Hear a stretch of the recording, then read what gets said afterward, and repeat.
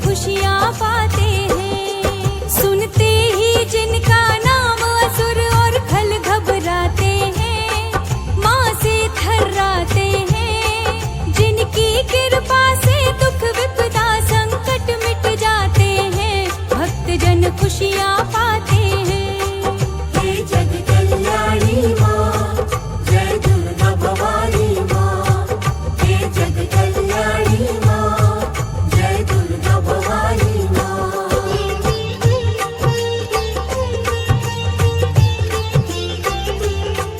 पानी से सुन रहे हैं जिन्होंने प्रयागराज से पधारे हुए हमारे बक्सर होते हुए बलुआ ग्राम में स्थान।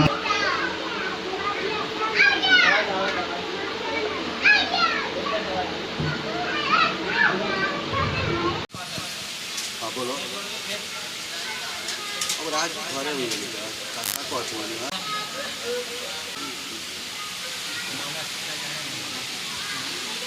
फुल अच्छा छोड़ दीजिए।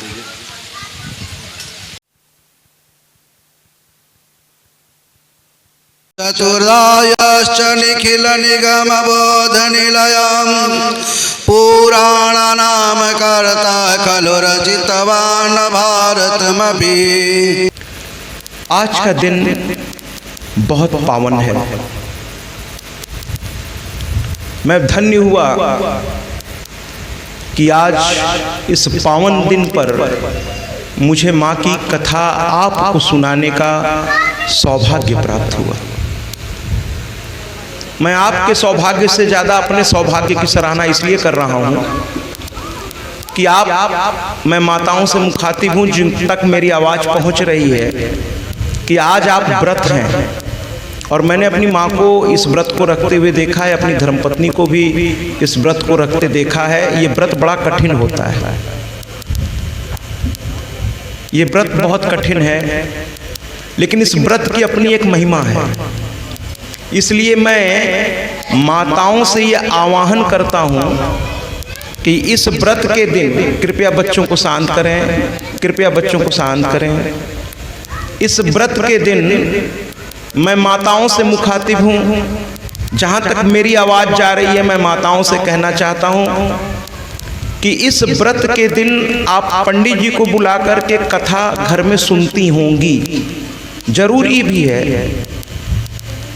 लेकिन देखिए ना, मैं सभी माताओं से कहना चाहता हूँ क्योंकि वो व्रत है।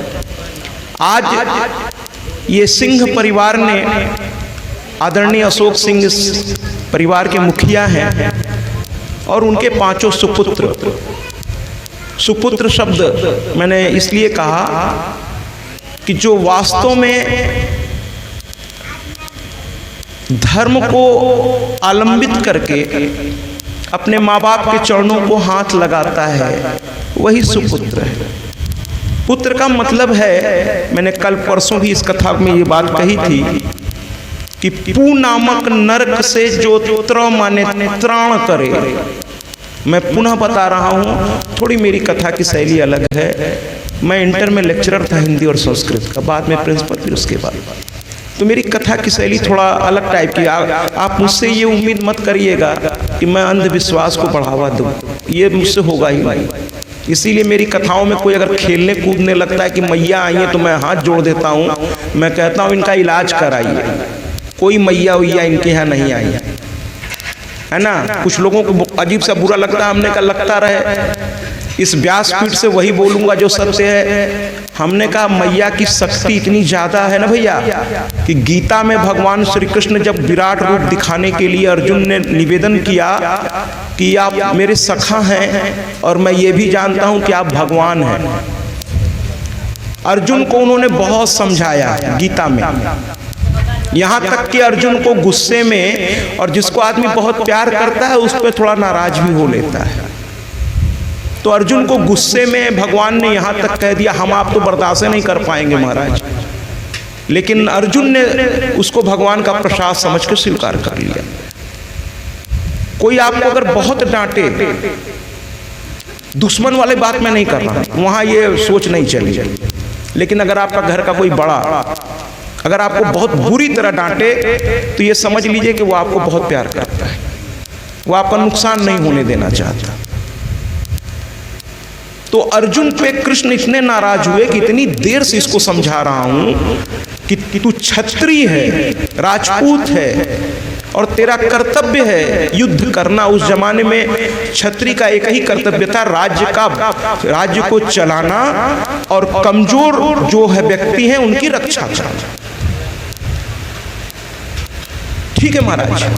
तो अर्जुन को उन्होंने बहुत समझाया कि तू क्षत्रिय है, युद्ध कर, लेकिन वो सुन ही नहीं रहे थे। करके ना ना ना, मेरे सामने मेरे अपने ही तो खड़े हैं, मैं उनको मार के राज्य। गीता पढ़िए ना, बहुत अच्छा है, बहुत लोगों ने पढ़ा भी होगा। अर्जुन समझने को तैयारी नहीं महाराज। कहने लगे ये मर चुके हैं तो फिर ये जिंदा कैसे हैं? कहें ये सिर्फ शरीर से जिंदा है, इनकी सब कुछ मर चुका है। कहें कब मरे ये समस्या है।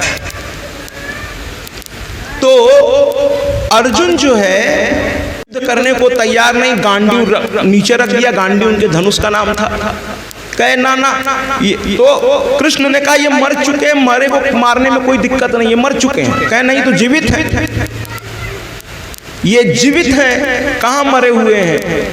तो कहने लगे ये उसी दिन मर गए। तो कहे सबसे पहले पितामह के बारे में बताइए। भीष्म पितामह ब्रह्मापुत्र, ब्रह्मापुत्र भी नहीं बल्कि मैं उनको अगर सरल भाषा में आपको समझाऊं, ब्रह्मापुत्र वाली कथा जब तक आप समझेंगे नहीं आप शायद। ये वसु थे, ये वसु जो है ये ब्रह्मा के ही मानस पुत्र हैं, लेकिन एक श्राप के चलते इनको मनुष्य योनि में आना पड़ा।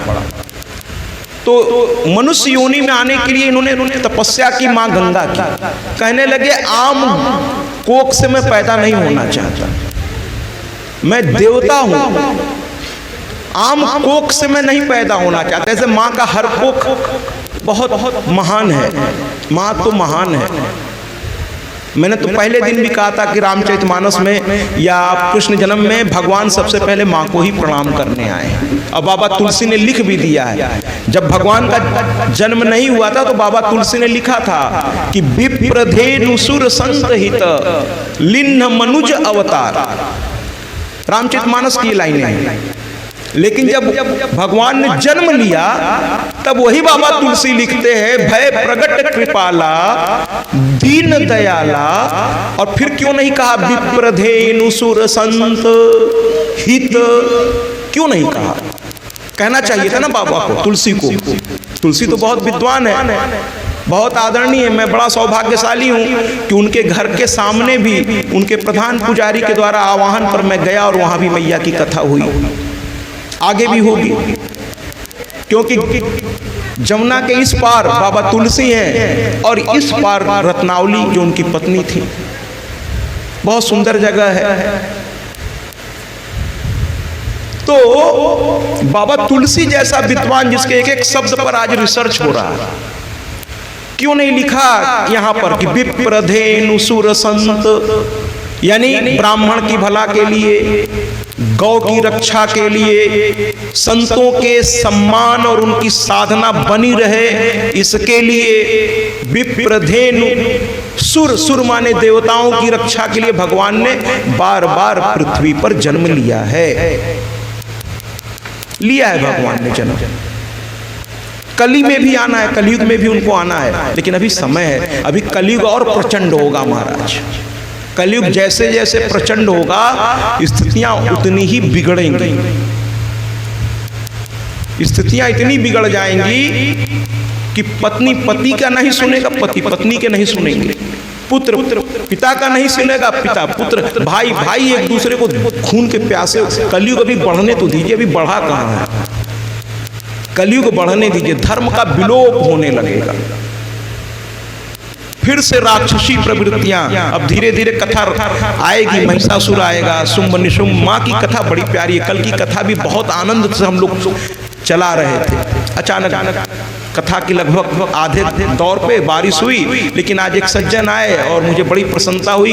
वो कहने लगे कि बैंक में आज हम लोग गए थे, वहाँ आपकी चर्चा होने लगी और हम लोग जितने भी वहाँ लोग थे इस बात की प्रशंसा कर रहे थे कि जब से ये देवी भागवत आदरणीय अशोक सिंह जी के प्रांगण में हुआ है, कम से कम यहाँ के किसानों को जी भर के जल प्राप्त होने लगा है।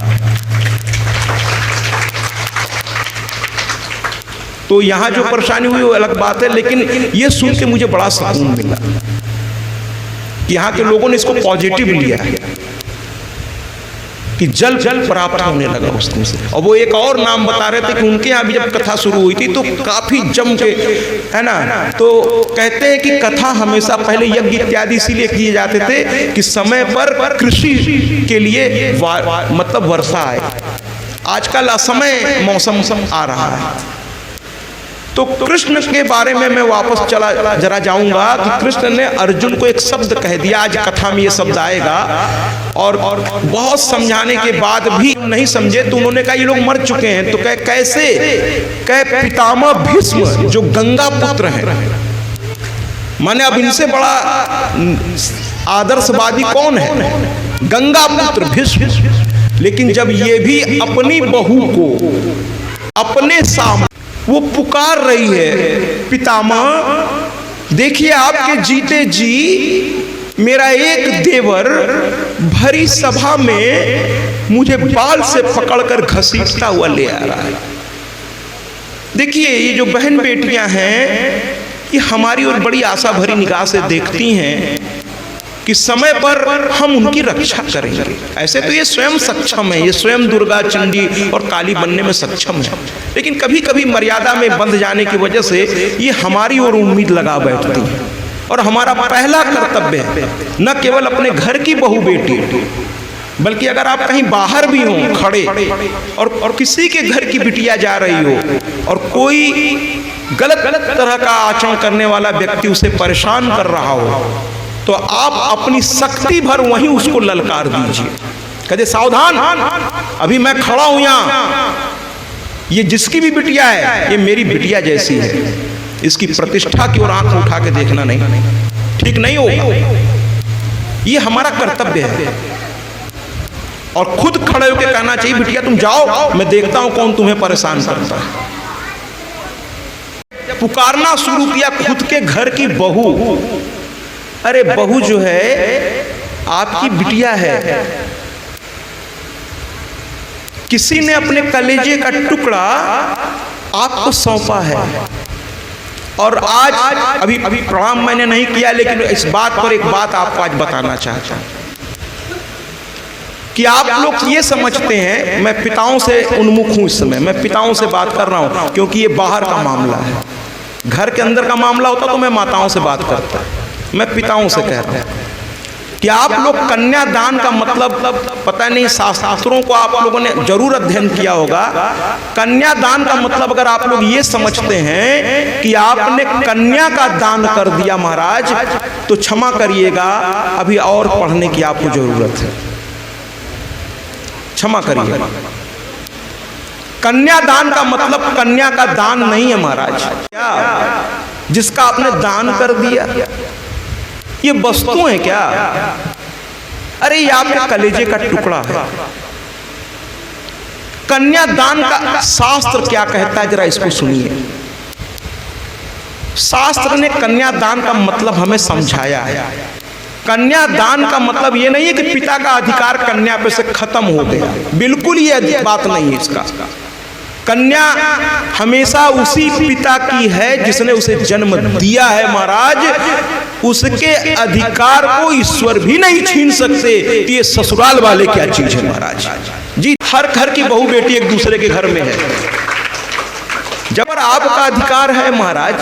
कभी भी ये मत कहिएगा कि अब हम क्या करें बिटिया, तेरा तो दान कर चुके हैं, कैसे जाएं ससुराल में, क्या कहेंगे हम। बिल्कुल ये मत कहिएगा, बिल्कुल ये मत कहिएगा। कन्यादान का मतलब क्या है ये समझ लीजिए, शास्त्रोचित बात कह रहा हूं। कन्यादान का मतलब कन्या का दान नहीं होता महाराज। कन्या कोई वस्तु नहीं है। कन्यादान का मतलब होता है गोत्र का दान, यानी जिस समय आप कन्यादान करते हैं वो आपके गोत्र से निकलकर पति के गोत्र में जाकर शामिल हो जाती है। केवल उसका गोत्र बदलता है, बाकी पिता का अधिकार भगवान भी नहीं छीन सकते। किसी और की क्या मजाल है। सिर्फ उसका टाइटल बदल जाती है। अगर पांडे की शादी मिश्रा जी से हो गई तो उसकी टाइटल बदल जाएगी। अगर मान लीजिए उसका नाम क्या कहते हैं सुषमा मिश्रा था तो वो सुषमा पांडे हो जाएगी। अगर पांडे से मिश्रा की शादी पांडे से हो गई तो वो मिश्रा की जगह अब पांडे कहलाने लगेगी, यानी उसका गोत्र बदल गया, टाइटल उसका सब टाइटल बदल गया और कुछ नहीं बदला, न मायका बदला और न कुछ बदला। आप समझ रहे हैं महाराज। और ये बेटियां इतनी प्यारी होती हैं महाराज कि हमारे यहाँ शादी के समय अंतिम एक रिवाज होता है जब ये घर से अपने विदा होने लगती हैं। इसीलिए मैं कहता हूँ कि इनके सम्मान की रक्षा करिए। मैं तो माँ की कथा ही लेके निकला हूँ इसीलिए कि स्त्री सशक्तिकरण, हमारे आदित्य योगीनाथ हमारे मुख्यमंत्री उत्तर प्रदेश सरकार, उन्होंने भी महिला सशक्तिकरण की बातें करना शुरू कर दिया है। मैं किसी पार्टी विशेष का नहीं हूँ महाराज, मुझे किसी से क्या लेना देना, लेकिन जो अच्छा बात है वो अच्छा है। तो कहने का तात्पर्य ये है कि जब विवाह होता है तो एक परंपरा होती है कि जब वर विदाई के समय, जब वर हर जगह अलग अलग टाइम पे ये होता है, लेकिन होता जरूर है कि विदाई के समय, मेरे यहाँ जो होता है मैं वो आपको बता रहा हूँ, आप लोगों में यहाँ भी होता है, बस टाइमिंग इधर उधर होती है। विदाई के समय कन्या के हाथ में, कन्या पक्ष की तरफ से लावा जी भर के हाथ में भर दिया जाता है। लावा धन धान्य का प्रतीक होता है, लावा धन धान्य का प्रतीक होता है। और कन्या रो रही होती है चूंकि उसको अपने बाबू का घर छोड़ना है, जिस घर में वो जन्म ली, जिस घर में अपने भाई बहनों के साथ खेली है, आज उसे वो घर हमेशा के लिए, अब वो एक पराये घर में जा रही है। महाराज हम लोग 9 दिन के लिए कथाओं में अलग अलग जगह जाते हैं, चिंता होती है कैसे लोग होंगे। 1-2 दिन की बात नहीं, चलो कम बेसी कट जाएगा, 10 दिन 9 दिन पता नहीं कैसे लोग होंगे, एक चिंता तो होती है। और जिस कन्या को पूरे जीवन के लिए उस घर को छोड़कर एक नए घर में जाना, उसे चिंता नहीं होगी? वो इंसान नहीं है क्या? उसे भी चिंता होती है कि पता नहीं कैसे लोग होंगे, कैसा व्यवहार करेंगे। फिर भी पिता ने कह दिया आज से तुम्हारा विवाह मैंने कर दिया, वो चुपचाप चल देती हैं। चलने से पहले वो लावा लेती हैं और अपने सर के पीछे ऐसे फेंकती हैं। इसका भी मतलब समझ लीजिए। ये कन्याएं कहती हैं कि हे बाबुल, आज मैं तुम्हारा घर छोड़कर किसी और के घर में जा रही हूँ, लेकिन मैं जा रही हूँ, लेकिन तुम्हारा लक्ष्मी, तुम्हारे घर की सुख शांति और समृद्धि मेरे जाने के बाद भी तुम्हारे घर में ही रहे। मैं खाली हाथ यहाँ से जा रही हूँ, तुम्हारा मुझे कुछ नहीं चाहिए, मैं खाली हाथ जा रही हूँ। सिर्फ अपना शरीर लेकर या जो तुमने दिया होगा मेरे ससुराल वालों, बस वो लेके निकल रही है। बाकी कन्या अपने मायके से कुछ बहुत उम्मीद नहीं करती। हमारी भारतीय नारी तो बिल्कुल नहीं, बस वो चाहती हैं कि समय समय पर उसके पिता जब तक जीवित रहें या उसका भाई कभी कभी आके उसका हालचाल ले ले, बस इतना ही तो उम्मीद मायके से करती है शादी के बाद। और अगर इतना भी हम नहीं कर सके महाराज, तो फिर लानत है हम पर, लानत है हम पर। समय समय पे चले जाइए। कन्या कोई बोझ नहीं है जो आपने किसी और के गले डाल दिया और निश्चिंत हो गए, विवाह कर दिया। अरे नहीं साहब, महीना 2 महीने पे एक बार कभी हालचाल लेने किसी बहाने से पहुंच जाइए और बिटिया से पूछ लीजिए अकेले में ठीक तो हो, उसको एहसास कराइए। लेकिन हाँ, साथ में एक बात और कहूँगा कि अगर वो सुखी है तो उसके ससुराल में छोटी छोटी बातों में मायके को इंटरफेयर नहीं भी करना चाहिए। अगर वो सुखी हर तरह से तो कुछ मत बोलिए, चुपचाप अपने समधी से मिलिए, समधन से मिलिए, हंसी मजाक करिए और आनंद के साथ अपने घर लौट आओ। कुछ मत बोलिए, उनके घर की व्यवस्था में दखल मत दीजिए। अगर सब कुछ ठीक चल रहा है तो फिर बोलने की जरूरत क्या है महाराज? हर घर की अपनी अपनी व्यवस्थाएं होती हैं, उसमें दखलंदाजी करना अच्छा नहीं है। मायके वाले ज़्यादा अगर ससुराल में घुसेंगे तो भी घर बिगड़ जाता है कन्या का। और आजकल ये जो मोबाइल हो गया है महाराज, है ना, जो नई शादियां हो रही हैं अधिकतर उसमें टूटने की वजह यही है कि अब चूंकि लीगल अधिकार स्त्रियों के पास बहुत आ गए हैं, तो मैं सबकी बात नहीं कर रहा हूँ, मैं तो कह रहा हूँ बहुत करुणामयी है ये लोग, लेकिन कुछ कन्याएं उस लीगल अधिकार का दुरुपयोग भी कर रहे हैं ससुराल में। उस खुलेआम ससुराल वालों को धमकियां भी आजकल दिया जा रहा है कि अगर ज़्यादा कुछ करोगे तो जेल भिजवा दूंगी। वो भी ठीक नहीं है, वो भी ठीक नहीं है। मैं समाज में एक दिशा लेने के लिए निकला हूं, तो आप दोनों ही पक्ष से हाथ जोड़ के कहता हूं कि हमारी भारतीय परंपरा है, मैं माताओं से कहता हूं भारतीय परंपरा है कि मैंने कल भी कहा था कि केवल पत्नी आपको नहीं कहा जाता, आपको धर्म पत्नी कहा जाता है। अर्थात आप अपने ससुराल के उस घर की मर्यादा की स्वयं देवी हैं और आपको अपने ससुराल और मायके दोनों की मर्यादाओं की रक्षा करने का आपके कंधे पर दायित्व है। बिल्कुल, इसको आपको निर्वहन करना पड़ेगा माताओं का। और बाकी जिम्मेदारी तो मैंने उनको डाली दी, पहले से वो लोग बहुत अच्छे हैं, अब इसको और भी वो ध्यान रखेंगे। मैंने तो कह ही दिया है कि बहू भी बेटी है। जैसे बेटी आपकी गलती करती है, थोड़ा बहुत आप डांट देते हैं, उसी तरह बहू को भी समझना चाहिए कि मेरी माँ भी तो डांट देती थी, अगर सास ने 2 बात कह दिया तो कौन सा अनर्थ हो गया। अरे माँ भी तो डांट देती थी। और सास को भी समझना चाहिए कि माँ, अरे मेरी बेटी भी तो गलती करती थी। और ये जो कभी कभी कुछ घरों में ये जो शब्द इस्तेमाल हो रहे हैं बहुओं के प्रति कि तुम्हारे माँ बाप ने कुछ सिखाया नहीं है क्या, ये शब्द बहुत गलत है। कृपया इस शब्दों से बचिए। किसी के माँ बाप पर अगर आप लांछन लगाएंगे तो बच्चे बर्दाश्त नहीं कर पाएंगे। आप उसको जो कहना हो कह दीजिए, वो एक शब्द नहीं बोलेगी अगर संस्कारित है, लेकिन उसके माँ बाप को बीच में लाने की क्या जरूरत है। मैंने कहा ना, मेरी कथा केवल एक था राजा एक थी रानी, दोनों मर गए, खत्म कहानी, ऐसी कथा लेकर मैं निकला ही नहीं, क्योंकि फिर उस कथा में समय बर्बाद होता है, उसमें जाने का कोई लाभ नहीं है। जहाँ केवल नाच गाना और बस मौज, ना ना ना, कथा तो ज्ञान यज्ञ है।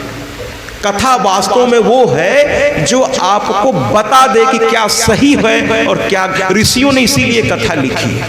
कथा प्रतीकात्मक है महाराज, ये कुछ प्रतीक संकेत देती है। तो मैंने आज एक और भी बात कही, इससे घर आपका सुखी रहेगा, और अगर ये सुखी रहेंगी तो विश्वास कीजिए घर में लक्ष्मी अपने आप चलकर आएंगी।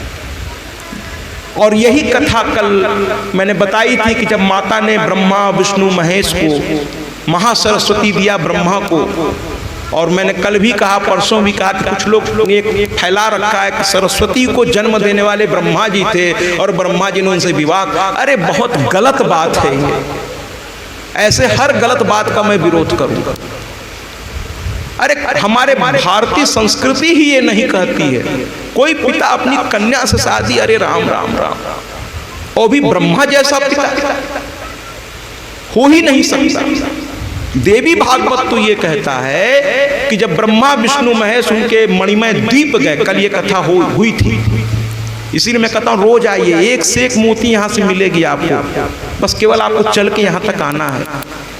और भक्ति का रास्ता बड़ा कठिन है महाराज, इस कठिनता को आज सिंह परिवार 3 दिन से समझ रहा है, लेकिन यही साधना है।